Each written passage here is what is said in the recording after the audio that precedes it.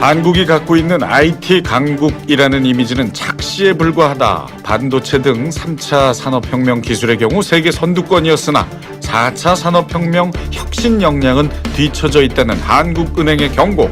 새로운 패러다임에 맞춰 산업구조를 재편해야 한다는 주장이 나오는 가운데 4차 산업시대에 주목할 만한 기업과 종목은 무엇인가?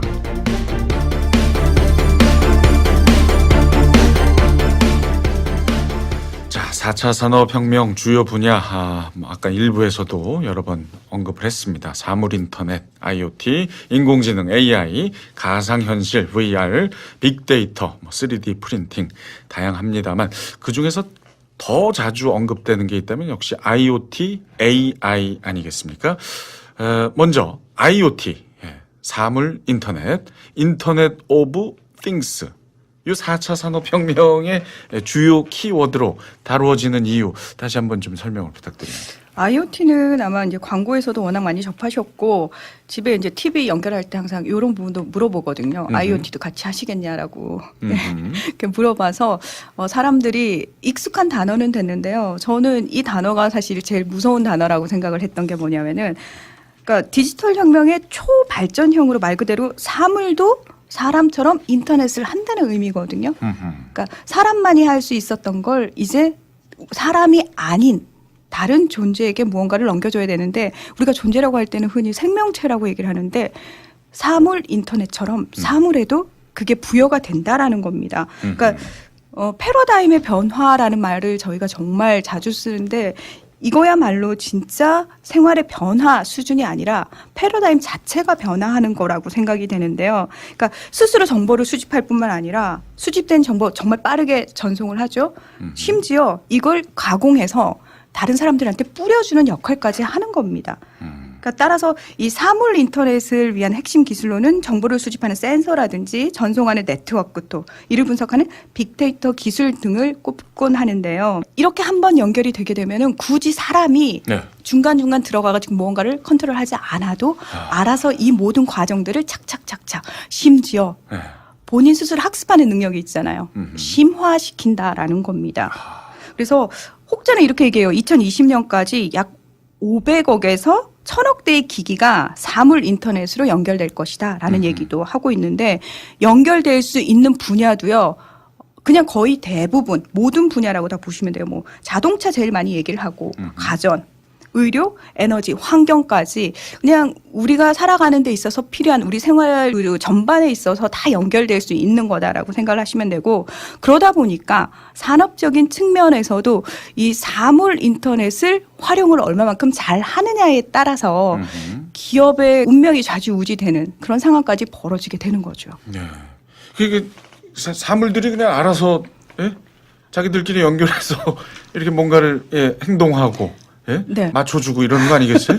그 광고에 나오잖아요. 자동차 뭐 시동 내가 가서 킬 필요가 없고 시동 걸어줘 이러면 지가 알아서 이제 걸고 앉아 있고 좀 더우면 에어컨 지가 알아서 틀고 너 몇 도 좋아하지 이러면서 알아서 해주시잖아요. 그분이 잘 때도 뭐 불 끄고 잘 필요 없고 그냥 자다가 지가 알아서 좀 이렇게 잠잠하다 싶으면 지가 알아서 끄고 뭐 이런 어떻게 보면 참 편리한데 또 어찌 보면 또 두렵기도 한 뭐 이런 상황이 현재 우리가 닥치고 있는 상황입니다. 이런 것들이 이제 가능해지려면 이제 5세대 이동통신, 5G 요 얘기 이제 뭐 얼마 안 남았죠? 2020년 상용화 목표인데. 그렇습니다. 정말 이 초고속 이동통신 5G라고 말씀을 드릴 수 있는데요. 그러니까 4G보다 약 50배는 빨라져서 눈 깜빡임보다 약 400배 빨리 전송이 된대요. 눈 깜빡이기 전에 전송돼요? 네, 요거는 전문가의 표현이더라고요. 와우. 그래서 이게 뭐지? 라는 생각이 드는데 다시 말해서 아까 융합이라고 표현을 하셨고 네트워크라고 이제 핵심 단어들을 많이 사용을 하셨는데 연결이 많이 되면 많이 될수록 우리가 흔히 로딩이 오래 걸려. 그렇죠. 이거 지금 많이 접속하고 있나 봐. 이런 식으로 얘기를 하는데 그거 자체가 옛날 얘기가 돼버린 거죠. 그런 얘기 이제 안 하는군요. 그렇죠. 옛날에 우리 그랬는데 라는 식으로 얘기를 하게 되는 때가 온다라는 건데 그게 곧이라는 얘기고요. 다시 말해서 이게 대기할 필요가 없기 때문에 신속한 피드백이 중요한 상황이라든지 원격 제어 작업에 당연히 유용할 수밖에 없습니다. 그러니까 무엇보다 그 사물 인터넷으로 이미 수십억 개의 센서와 기기들이 네트워크에 연결돼 있는 상태에서 효과적인 이 사물 인터넷 확장이 가능해지고요. 그렇게 되면은 이제 정확성이라는 건 결국 데이터를 얼만큼 가지고 있느냐의 문제잖아요. 네. 데이터를 쌓는 속도가 상상을 초월하게 되면은 당연히 정확도도 훨씬 높아지게 되고요. 정확도가 높아지면 사람들의 신뢰성도 높아지게 되는 겁니다. 이제 정말 네 말은 못 믿겠어. 얘한테 물어봐야겠어. 라는 상황이 일상화될 거라는 거죠. 아, 그래요. 자, 5G 플랫폼을 선점한 기업들을 이제 그러면 살펴보겠습니다. 오한길 대표.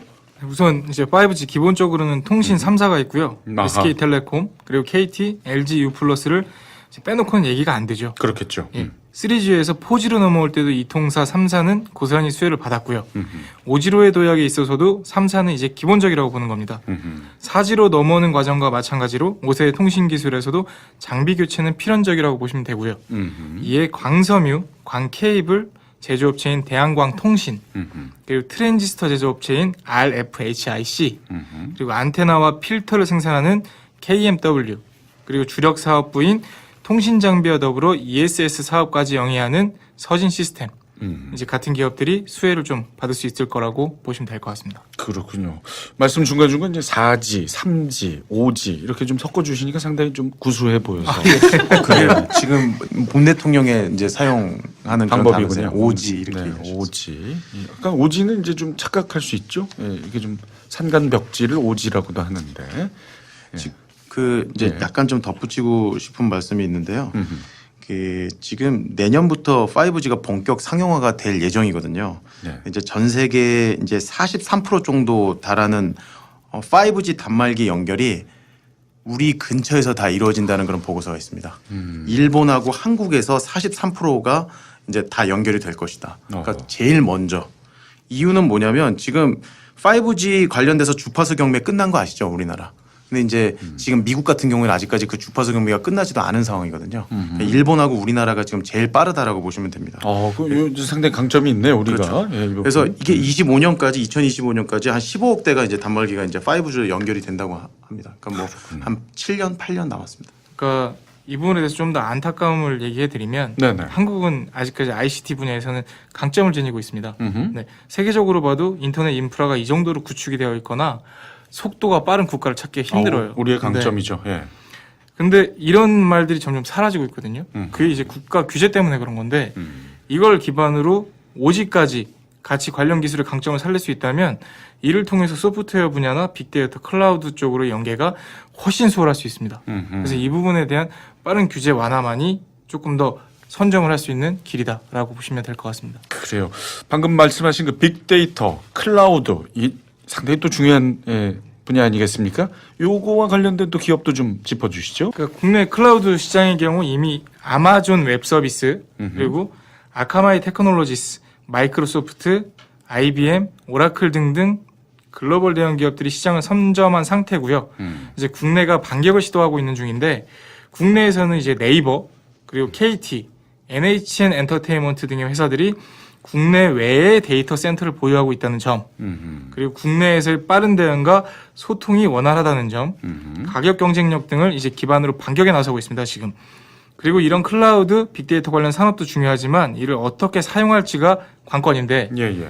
국내 기업들 중에서는 그룹웨어와 클라우드 사업, 그리고 ERP 관련 사업을 영위하고 있는 더존비지온이나 전자세금계산서 시장 점유율 1위이며 실거래 빅데이터 기반 정보 서비스인 스마트 MI라는 사업을 영위하고 있는 비즈니스온 등이 이제 빅데이터 기반으로 부가가치를 창출할 수 있는 사업 모델을 보유하고 있다라고 예. 보시면 됩니다. 그렇군요. 자, 이제는 그러면 이제 AI 관련 기업들도 좀 살펴볼까 하는데요.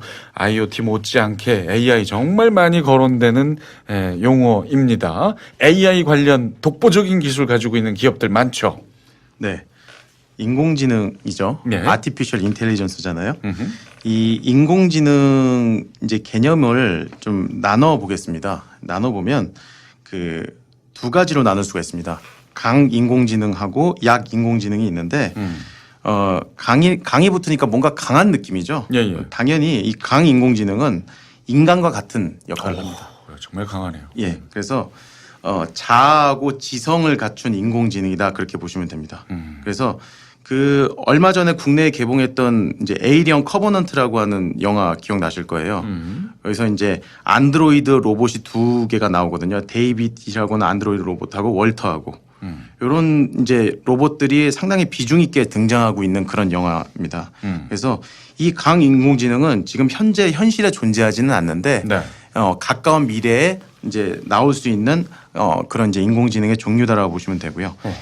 우리가 인공지능이라고 부르는 게 약 인공지능입니다. 약 인공지능은 인지 컴퓨팅이라고 이제 부르기도 합니다. 이게 무슨 얘기냐면 그냥 단순히 인지 능력만 갖춘 인공지능이다. 그렇게 보시면 됩니다. 뭐 보고, 뭐 듣고, 만지고, 뭐 이런 모든 것들. 그러니까 사물을 보고 읽고 이제 답변할 수 있는 인공지능이라 보시면 되는데요. 우리는 지금 약 인공지능을 이미 봤어요. 네. 이게 뭐냐면 이세돌 구단하고 사실 커제 구단하고 이제 대결 펼쳤던 알파고도 사실 강인공지능이 아니라 약인공지능입니다. 아하. 약인공지능이고 그리고 아마존의 알렉사라고 하는 그 서비스를 알고 계실 거예요. 인공지능 비서 서비스인데 이것도 지금 약인공지능이라고 보시면 됩니다. 그러면 인공지능하고 프로그램하고 무슨 차이가 있나 궁금하실 거예요. 요즘에 지금 이제 초등학교도 그렇고 코딩 교육 열풍이 불고 있잖아요. 이 코딩이라는 거는 프로그래밍을 하는 기본적인 프로세스거든요. 이게 뭐냐면 작업을 할 때 하나부터 열까지 알려주는 역할을 해요. 코딩은. 그래서 프로그램을 실행을 하면 그 순서대로 그렇게 진행이 되는 그거를 이제 코딩 작업이라고 하는 거고요. 근데 이제 이런 것들은 사실 프로그램에 멈춰 있는 건데 인공지능은 하나만 가르쳐줘도 그냥 알아서 다 하는 거죠. 예. 이미 다 자체적으로 학습돼 있는 그런 능력을 갖추고 있는 건데 지금 말씀드렸던 요 자체적으로 학습하는 능력이 바로 머신러닝 개념입니다. 머신러닝 개념은 들어보셨을 거예요. 그래서 인공지능에는 세 가지 핵심 능력을 가지고 있는데 첫 번째는 보는 능력입니다. 예, 보는 능력. 뭐 지금 이제 뭐 자율주행차나 이런 것들은 기본적으로 일단 보는 능력을 가지고 있다 보시면 되고요. 네. 두 번째는 음성을 듣고 말하는 능력입니다. 이제 음성인식 기능이라고 보시면 됩니다. 그래서 이제 인공지능이 사람의 말을 알아듣고 이에 맞는 대답을 해주는 능력이다 그렇게 이해하시면 되고요. 세 번째는 글을 읽고 이해할 수 있는 능력이다라고 보시면 됩니다. 이거는 이제 약간 전문 용어로 자연어 처리 능력이다라고 보시면 되고요. 지금 보면 번역 서비스가 이 능력이라고 보시면 돼요. 요즘 스마트폰에 다 장착돼 있죠. 맞습니다. 네, 요즘에는 웬만한 건 다 그냥 구글에서 다 그냥 번역되잖아요. 그래서 예. 그렇게 보시면 되고요. 삼성폰은 이제 빅스비 비전이라고요. 맞습니다. 예, 이렇게 하면 텍스트가 번역이 됩니다.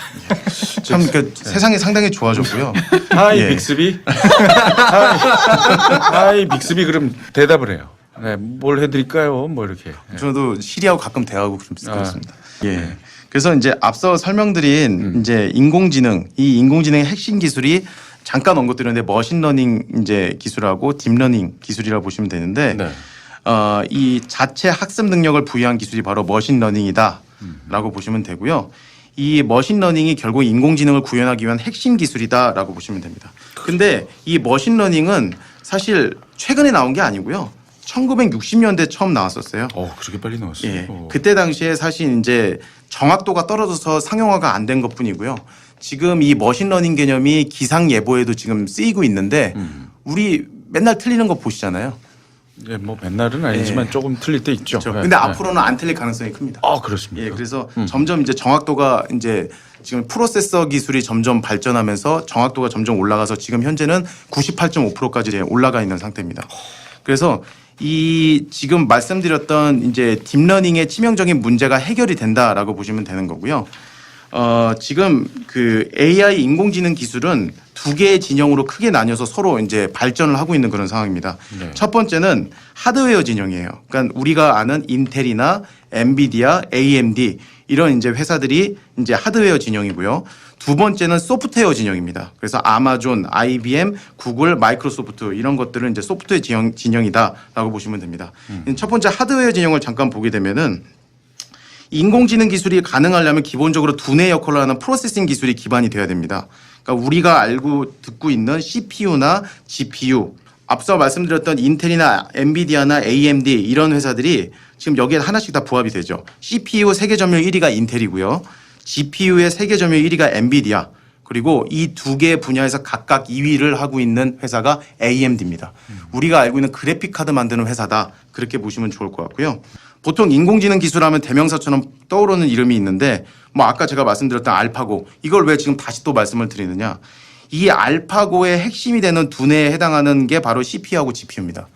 이 실제로 1920개의 CPU하고 280개의 GPU의 조합으로 이루어져 있습니다. 알파고는. 그러니까 상당히 이제 고성능화를 시키기 위해서 두 개를 조합했다. 그렇게 보시면 좋은 거고요. 이게 이제 알파고 인공지능의 핵심 기술이 딥러닝 알고리즘인데 이 딥러닝 알고리즘의 발전은 GPU 가속 컴퓨팅 기술이라고 하는 연산 처리 속도 요게 이제 급속도로 발전되면서 가능하게 됐거든요. 그러니까 GPU의 성능이 올라오면서 이 인공지능이 급속도로 발전하게 됐다. 그렇게 이해하시면 좋을 것 같습니다. 아, 그렇군요. 소프트웨어 진영을 말씀을 드리면 네. 뭐 말씀드렸던 이제 구글 그리고 이제 뭐 마이크로소프트 이런 회사들이 있는데 IBM 같은 경우에는 왓슨이라고 하는 의료용 이제 그 인공지능 기술을 가지고 있습니다. 예. 그리고 이제 구글 같은 경우에는 딥마인드라고 하는 자회사가 있죠. 이 자회사가 바로 알파고를 만든 회사인데요. 이 딥마인드 알파고가 의료용 이제 딥마인드를 개발을 했죠. 그렇게 보시면 되고요. 그리고 이제 마이크로소프트사에서는 비즈니스용 인공지능 서비스를 지금 하고 있습니다. 대표적인 사례가 아마존의 알렉사, 구글의 어시스턴트, 마이크로소프트의 코타나, 애플의 시리 이런 것들이 있고요. 국내 기업 같은 경우는 삼성전자와 네이버. 하이 빅스비. 예, 그렇죠. 삼성전자하고 네이버하고 합작한 빅스비죠. 네. 예, 그렇게 보시면 되고요. 클로바 이런 이제 음성 비서 서비스가 있다. 그렇게 보시면 되는 겁니다. 자, 그럼 제가 아까 드렸던 질문 관련해서 주목할 만한 기업들, 우리 기업들 좀인가요? 아니면 네. 네이버였고요. 네이버. 예. 그러니까 사실 지금 4차 산업혁명 인공지능 이 기술 분야를 이끌고 있는 건 우리나라 기업은 아닙니다. 그렇기 때문에 저는 국내 기업보다는 해외 기업을 말씀을 중간중간에 드렸죠.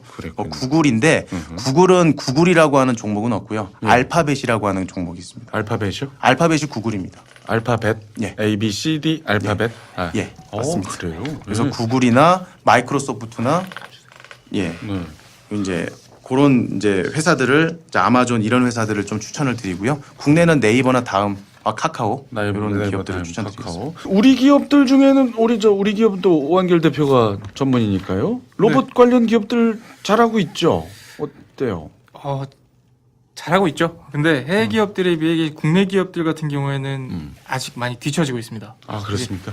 대기업 위주들로 이제 산학 협력 그리고 다양한 기업들과의 연계를 통해서 연구 및 개발하는 중이고요. 뭐 삼성 SDS, SK텔레콤, KT, 네이버, 이제 카카오 등이 있고요. 중소기업들 같은 경우에는 오픈베이스 그리고 셀바스 AI 등등이 직접적인 AI 관련 기업이라고 보실 수 있을 것 같아요. 그래요. 자, IoT, AI 이야기 해봤는데 이 기술이 융합된 구체적인 사례 아까도 여러 번 나왔습니다만 자율주행 자동차 빼놓을 수 없습니다. 글로벌 경제 전문 사이트죠. 마켓워치는 투자의 관점에서 자율주행차 시장은 골드러시와 같다라고 말했는데요. 이 이야기 무슨 뜻일까요?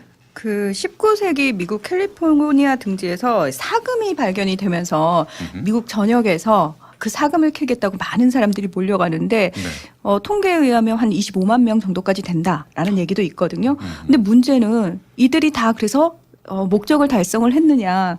그건 아니라는 거죠. 황동을 사금으로 잘못 알기도 할 뿐만 아니라 그 지역에 미리 살고 있던 선주민들을 무차별 학살한다든지 또는 같이 사금을 캐기 위해서 그 금을 바라보고 온 사람들 사이에서 서로 왜 우리 서부 영화 보면 가장 많이 나오는 장면이 있잖아요. 그런 무법천지라는 부작용들이 상당히 많아서 실제로 물론 부자가 된 사람도 있겠지만 정작 그 골드러시에서 돈을 번 사람들은 지금 우리 성영석님 굉장히 멋있는 청바지 입고 계신데 리바이스 청바지 거기서 나왔다고 얘기하잖아요.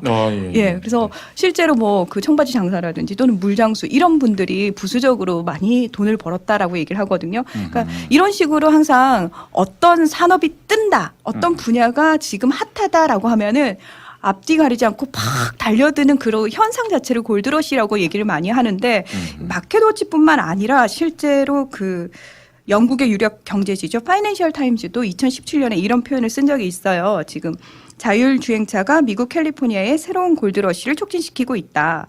자금이 자율주행차 스타트업으로 유입되고 있다. 기업과 투자자들은 이미 일부 행운을 만들어서 낸 추세에 자금을 쏟아붓고 있고 자율주행차 스타트업들은 거의 하루꼴로 매일 새롭게 생겨나고 있는 것으로 보인다라고 얘기를 했는데 그만큼 핫하다라는 얘기도 있지만 어떤 의미에서는 약간 버블이라고 해야 되나요? 그러니까 주의해야 한다. 그렇죠. 그러니까 제대로 알지 못하고 분화방처럼 달려드는 경우도 지금 상당히 많고 제가 얘기 듣기로는 전 잘 모르겠는데 네. 기사에 이 부분이 요즘 유력해요. 뜨고 있어요라고 얘기하면 이미 거기서는 유입 시기는 끝난 거다 이런 얘기도 하시더라고요. 그래서 이런 기사가 나오는 분야는 오히려 정말 내가 진입을 하고자 할 때는 더 주의를 해야 되지 않을까. 그렇네요. 네. 네. 우리 오한결 대표나 이만중 과장은 이제 주식 전문가들이시니까 주식 시장에도 그런 이미 나한테까지 얘기가 왔다는 건 이미 다 끝나고 나가는 때다. 맞아요. 그거고요. 예, 뭐 그런 얘기하고도 좀 일맥상통하죠. 평론가님의 말씀을 조금 그 비유를 들어드리면 그 골드러시 예전에 이제 광산에서 금을 캘 당시 사람들이 이제 금을 캐면 많이 부자가 된다고들 생각을 하시잖아요. 그래서 많이들 참여를 했어요.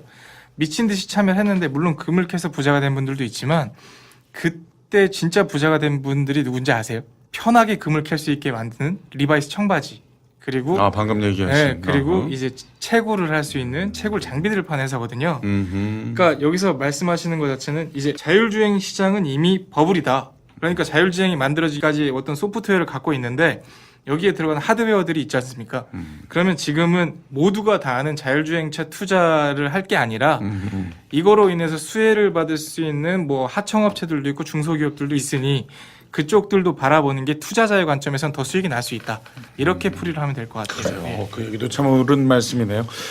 자, 그럼에도 불구하고 지금 많은 기업들이 이제 자율주행 차량 관련해서 투자와 연구를 늦추지 않고 있습니다. 특히 그 우버 3억 달러 투자해서 볼보와 함께 자율주행 차량 개발 중이다.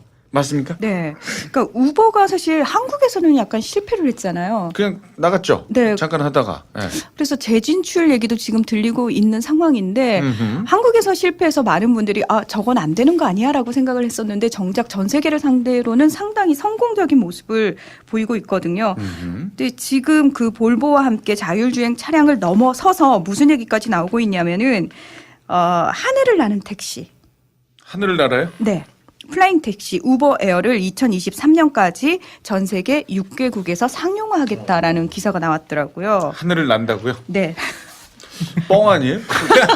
노래 가사에 나오는 건 그게 가능한가 보죠. 아니 그래서 네. 저도 이게 약간 한국 사람들은 눈으로 봐야 믿거든요. 네. 그래서 설마 이랬는데 밑에 사진이 있어요. 아, 그래요? 네. 자, 우버 한국에서는 물러났었는데 여전히 바깥에서는 잘 하고 있고 모험적인 도전을 추진하고 있군요. 앞으로 또 우리와는 또 어떻게 연결될지도 한번 주목해 봐야 될 것 같습니다. 자, 자율주행 분야 관련해서 우리가 좀 살펴봐야 될 기업. 해외 기업 중에는 그 엔비디아가 1년 동안 주가가 5배 올랐다고요. 맞습니다. 대단한 성장이. 테슬라도 좋나요? 테슬라 주가는 그렇게 좋지는 않죠. 그렇죠. 그냥 테슬라가 있죠. 네. 최근에 이제 상장 폐지, 자진 상장 폐지한다는 얘기 때문에 예. 주가가 롤러코스터를 타고 있습니다. 그렇군요. 테슬라 우리나라에도 지금 들어와 있잖아요. 그렇죠. 예. 네, 엔비디아가 주가가 오른 배경은 네. 자율주행도 물론 있겠지만 그 채굴 장비 아시죠?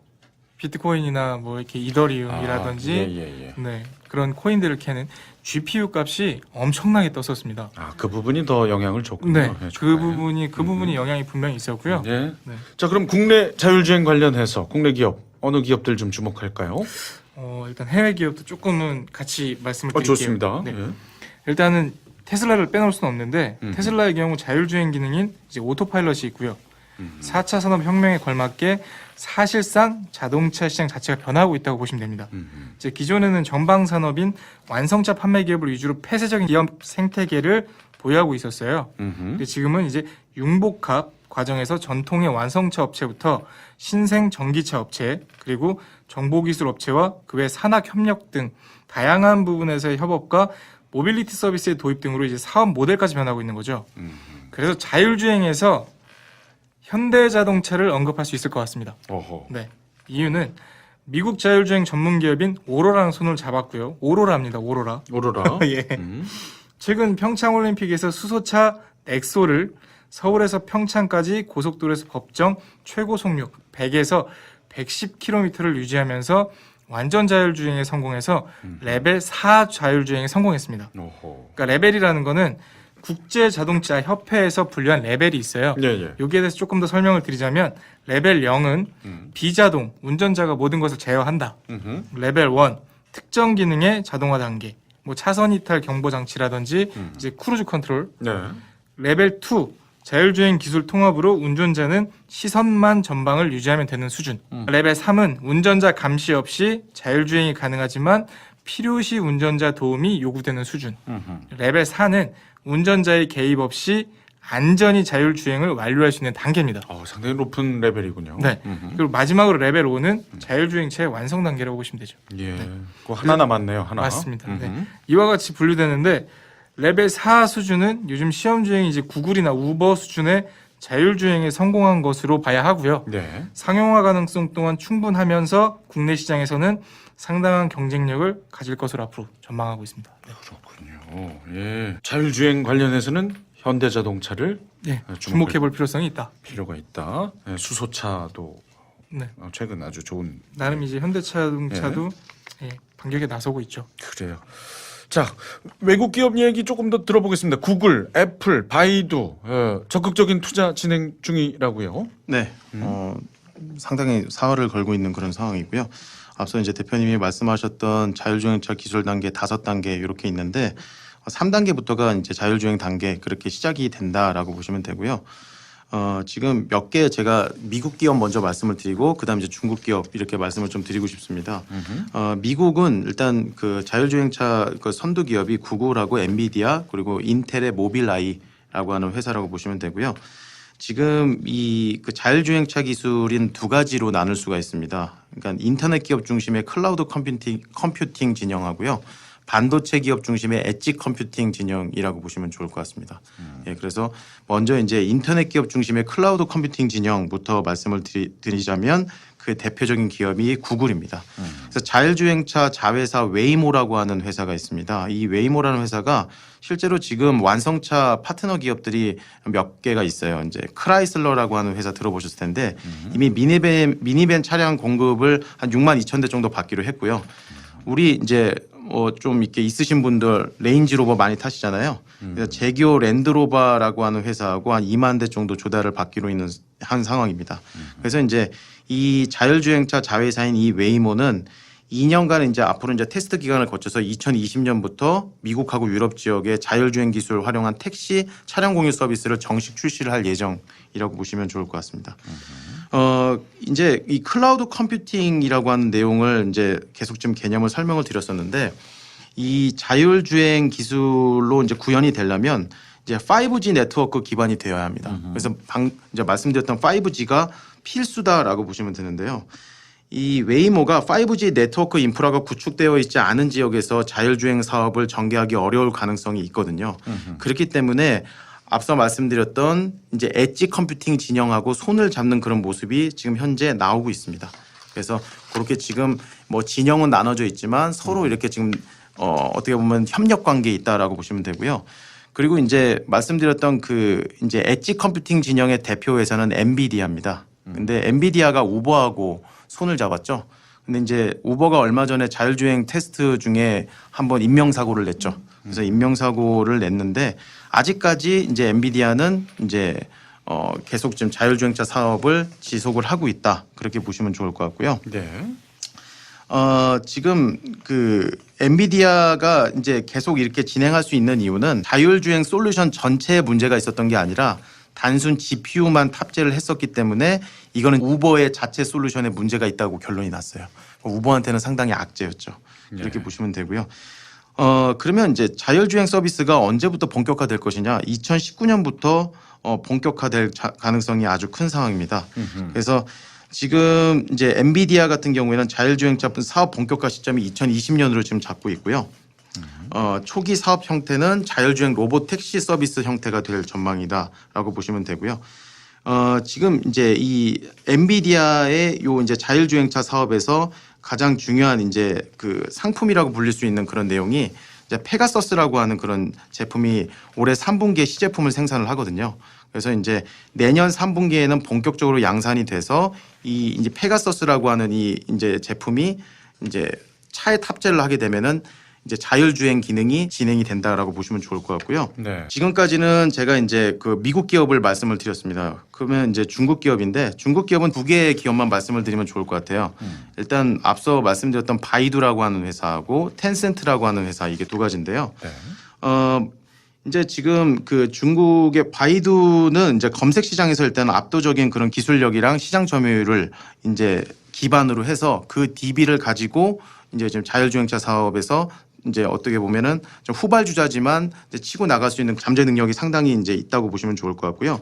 텐센트는 제가 말씀을 드렸었는데 베이징 자동차 그룹하고 자율주행차 협약을 맺어서 지금 이제 시스템 개발 협력을 끝내고 지금 상용화를 앞두고 있는 상황이에요. 그래서 일단 텐센트하고 바이두는 중국에서 자율주행차 관련돼서는 상당히 앞서 있는 회사다 그렇게 보시면 좋을 것 같습니다. 좀 신기한 얘기인데 네네. 혹시 그 평론가님이나 과장님이나 선배님이나 운전 스타일이 어떻습니까? 아주 법을 준수하면서. 법을 준수하면서. 네. 하지만 네. 늦지 않게. 늦지 않게. 저도 약간 터프하다는 소리를 하더라고요. 저는 굉장히 편하게 중법 운전을 하고 방어 운전을 하는데 어허. 예, 옆에 타신 분들은 옆에 조금 타신 분이 정확하실 것 같은데. 아 예. 그런 경우는 옆에 탄 분이 정확. 전 옆에 탄 사람이 제 운전을 그렇게 평가합니다. 법을 준수하면서 늦지 않게 가는 운전자일세. 예, 그거 제가 해석해 드릴까요? 아이고 답답하. 언제 갈래? 우리 이만중 과장은 어떤 스타일이에요? 저는 와이프하고 딸이 네. 좀 이렇게 과격하게 운전하는 걸 좋아하더라고요.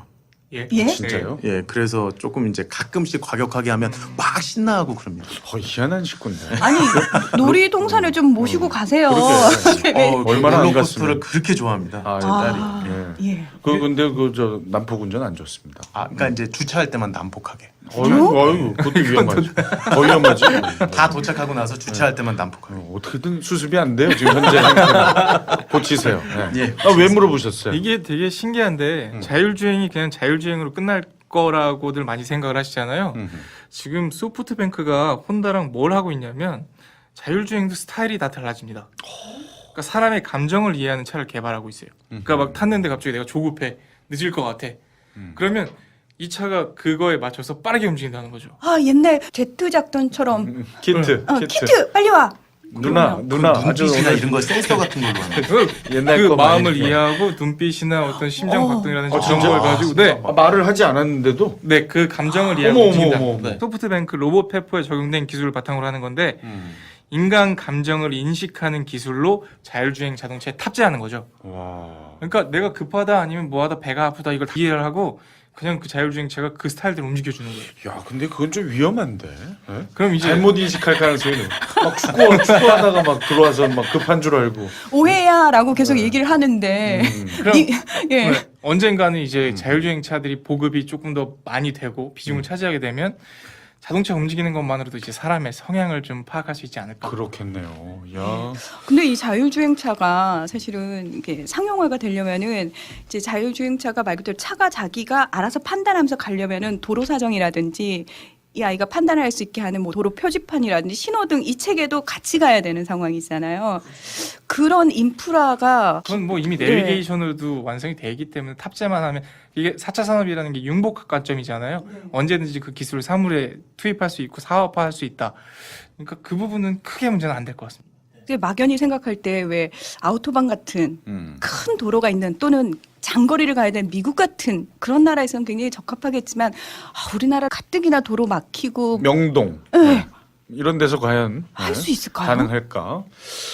자, 뭐 가능하니까 지금 이런 얘기가 오고 가겠죠. 사실 피부로 아직까지는 이렇게 와닿는 느낌은 아닙니다만 오늘 참 여러 가지 이야기들을 나눠봤습니다. 마지막으로 이 4차 산업혁명 시대에 우리가 주목할 종목 한 분당 하나씩만 듣고 오늘 뭐 여러 종목들이 언급이 됐기 때문에 기업들이 마무리할까 합니다. 먼저 오한결 대표. 저는 특정 종목을 말씀드리기가 쉽진 않았어요. 너무나 광범위하기 때문에. 그러니까 4차 산업혁명 자체도 이제 융복합을 통해서 얼마든지 새로운 비즈니스 모델을 나타낼 수 있기 때문에 네. 저는 부가적으로 트렌드가 될 수 있는 기업에 대해서 하나 추천드리려고 합니다. 그러니까 휴네시온이라는 종목인데요. 휴네시온. 네, 종목은 최근 상장했고요. 음.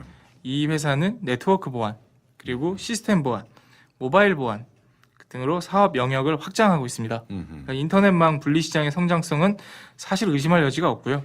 네트워크 업무 환경의 트렌드가 될 것으로 전망을 하고 있기 때문에 저는 오늘 휴네시온이라는 종목 추천드리고 싶습니다. 네, 휴네시온 한번 지켜봐 주시고 이만중 과장. 네.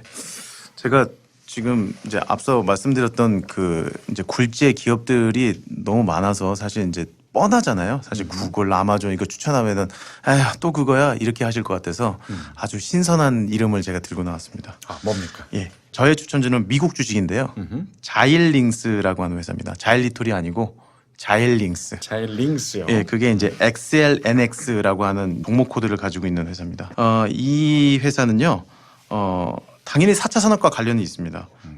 전 세계적으로 지금 대규모 데이터 센터들을 계속 지금 만들고 있는 상황인 거 아시죠? 그래서 최근에 이제 사막에다 짓는 것도 모자라서 이제는 해상에다가 짓는 그런 상황이 됐습니다. 그런데 이 자일링스가 AI 성능을 극대화하기 위해서 가속기가 필요하거든요. 아까 그 가속기의 초기 단계가 CPU하고 GPU 조합이었어요.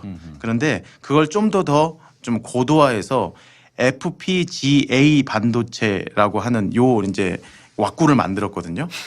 예. 이 왁구라고 표현해서 참 죄송한데 요거를 어떻게 제가 표현을 해야 될지 제가 이제 뼈대. 틀. 예, 그러니까 뭐냐면 결국은 배열하는 건데요. 필드 프로그래머블 게이트 어레이 요거의 약자예요. 그런데 이게 이제 2022년까지 데이터 센터에 이 가속기가 FPGA 가속기 사용이 27종 규모까지 성장할 가능성이 지금 있습니다.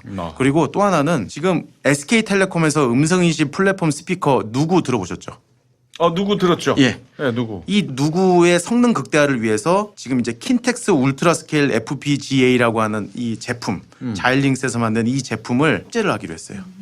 예. 그래요. 그러니까 이거는 뭐냐면 이거 상당히 의미 있는 건데요. 한국에서 이 대규모 데이터 센터를 위해서 이제 이 인공지능 도메인의 요 가속기를 상용 채택한 케이스 중에는 최초라고 보시면 좋을 것 같습니다.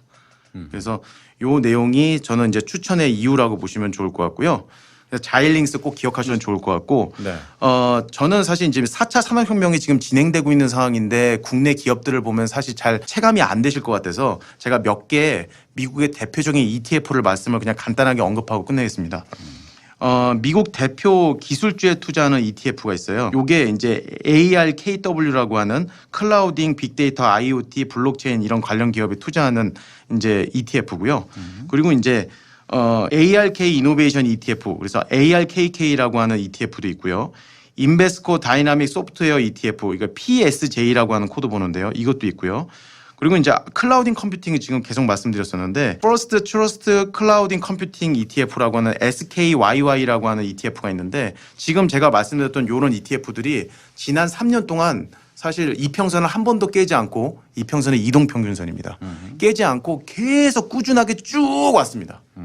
그러니까 이런 그림들을 실제로 눈으로 보시게 되면 지금 내가 4차 산업혁명 안에 있구나라고 이제 느끼실 수 있을 것 같아서 제가 말씀을 드리겠습니다. 알겠습니다. 근데 이거는 진짜 뭐 또 재밌는 거 생각났어요? 네, 한 기업만 추천을 드리고 가려고 했는데 네. 이거는 기업 소개라도 해드려야 될 것 같아요. 기술력이 발달하는 시점인데 SSR이라고 또 최근 상장한 기업이 하나 있습니다. 이런 기업은 별로 들어보신 적이 없을 거예요. 그 선도 회사들의 취약점 진단 그리고 컨설팅을 하는 회사거든요. 근데 상장을 했어요. 이 회사가 조금 지켜볼 여지가 있는 게 우리나라 내에서 최다 화이트 해커를 보유하고 있습니다. 이런 인력 인프라를 기반으로 취약점 진단이랑 솔루션 정보 보호 컨설팅을 제공을 해요. 그래서 네트워크의 확장은 정보 보안의 확장을 자연스럽게 수반할 수밖에 없다라는 논리가 있거든요. 그 관점에서 본다면 이 SSR 같은 보안 관련 기업도 상당히 앞으로는 유망할 수 있다. 네. 기술력이 엄청난 회사라고 보시면 될 것 같아요. SSR까지. 저는 이 우리 두 분의 전문가가 참 좋습니다. 아주 화려한 그리고 아주 전문적인 용어 중간중간에 와꾸라든가 죄송합니다. 제가 삼지, 사지, 오지 뭐 이런 표현들 섞어서 청취자분들 좀 더 친근하게 다가가게 하려는 노력들이 보여요. 자, 이제 마칠 시간이고요. 오늘 참 귀한 걸음 해주신 우리 문희정 평론가님께 소감 여쭤보겠습니다. 워낙 어려운 부분이고 전문적인 부분이어서 저도 정말 우리 임 과장님 계속 공부하는 마음으로 들으시라고 하셨는데 정말 많은 공부하고 가고요. 그리고 이 방송이 가뭄의 단비처럼 나 이런 방송이 너무 듣고 싶었어요 하는 분들한테 정말 감사한 방송이 아닌가. 그래서 네, 제가 오늘 와서 물 흐리지 않았는지 걱정이 되고요. 무슨 말씀? 예. 오빠들 늘 하시던 것처럼 깔끔하게 점잖게 잘 하시면 충분히 많은 분들에게 각광받는 방송이 될 것 같습니다. 네, 오늘 너무 빛내주셔서 고맙고요. 다음에도 꼭 좀 시간 내서 한 번씩 들러주시기 바랍니다. 자, 카운터펀치 매주 수요일에 업데이트됩니다. 팟빵, 파티, 아이튠즈에서 들으실 수 있고 구독 눌러주세요. 응원글 애타게 기다리고 있습니다. 수요일에 다시 오겠습니다. 감사합니다. 고맙습니다. 고맙습니다.